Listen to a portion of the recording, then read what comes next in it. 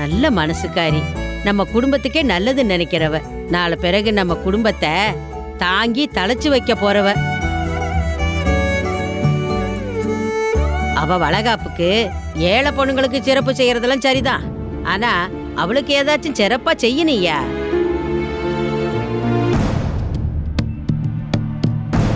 என் மனசுல இதுதான் ஓடிட்டு இருக்காத்தா. நீ அதை சரியா சொல்லிட்ட. ஏமா 10 ஏழை பொண்ணுங்களுக்கு அண்ணன் ஆளுக்கு 2 பவுன்ல வளையல் போடுறேன்னு சொல்லிருக்கு. இன்னைக்கு பவுன் விலை என்னன்னு தெரியும்ல, 1.25 லட்சம் ரூபாய்.